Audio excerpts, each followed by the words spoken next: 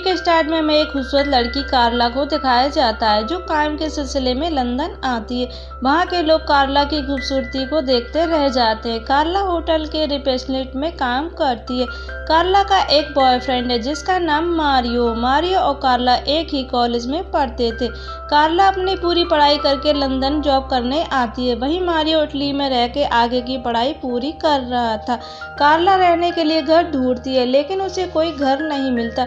इसके बाद कार्ला एक रियल एस्टेट एजेंट से मिलती है जिसका नाम मोइरा है। मोइरा कार्ला को एक अपार्टमेंट दिला देती है जो एक थीफ रिवर के पास होता है। फिर मोइरा कार्ला से बोलती है कि ये अपार्टमेंट बहुत कॉस्टली है पर तुम्हें कोई पैसे देने की ज़रूरत नहीं है। कार्ला पूछती है क्यों। दरअसल फ्रेंड्स मोइरा लड़कों के साथ साथ लड़कियों को भी पेलने में इंटरेस्ट रखती है। यहाँ पर मोइरा कार्ला की बॉडी को देखकर उसके साथ मजे लेना चाहती थी, इसलिए वो कार्ला से कहती है मुझे पैसे के बजाय कुछ और चाहिए। ये बोलकर वो कार्ला को सेड्यूस करने लगती है पर कार्ला उसे बीच में ही रोक लेती है। अगले दिन मोइरा कार्ला को अपार्टमेंट दिखाने ले जाती है। घर में जाते ही मोइरा फिर से कार्ला के साथ इंटीमेट होने की कोशिश करती है। इस बार कार्ला भी अपने आप को रोक नहीं पाती और दोनों वहीं पर इंटीमेट होते हैं। अगले सीन में हम मारियो को देखते हैं जो कार्ला के घर आया था।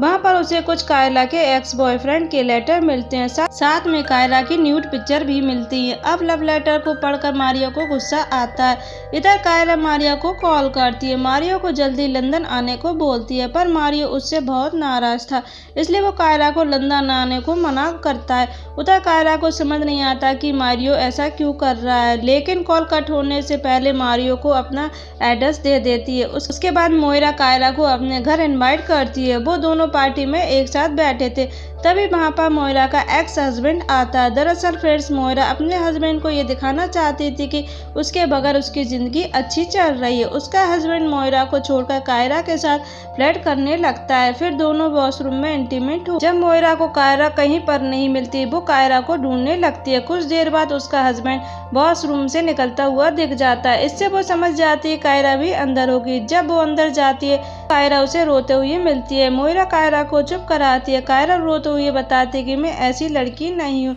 इस टाइम भी मोइरा कार्ला का फायदा उठाती है, वो उसे सेड्यूस करने लगती है। कार्ला भी उससे इमोशनली अटैच हो जाती है। दोनों वहीं पे गपागप करते हैं। अगले दिन मोरियो कार्ला से मिलने लंदन आ जाता है। जब कार्ला गेट खोलती है तो कार्ला को देखकर शॉक्ड हो जाता है। मोरियो देखता है कि मोइरा बेड पर न्यूड लेटी थी। उसके बाद मोइरा बिना कुछ बोले वहां से निकल जाती है।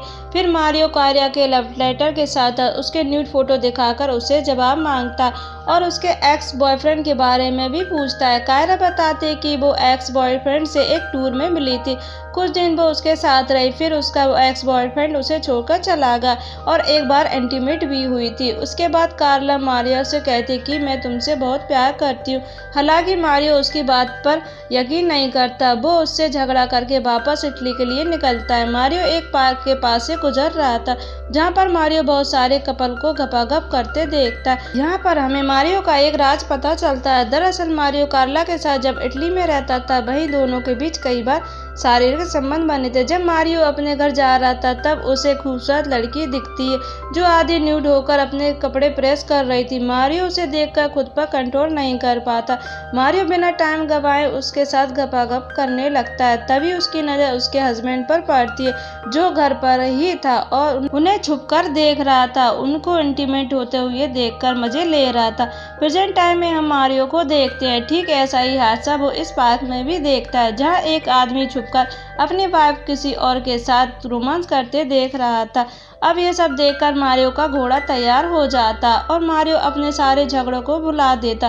तभी कार्ला भी वहां भागते हुए आ जाती है। फिर मारियो और कार्ला बिना टाइम गवाए वहीं पर गपागप करने लगते हैं और यह मूवी यहीं पर खत्म हो जाती है। Thank you for watching.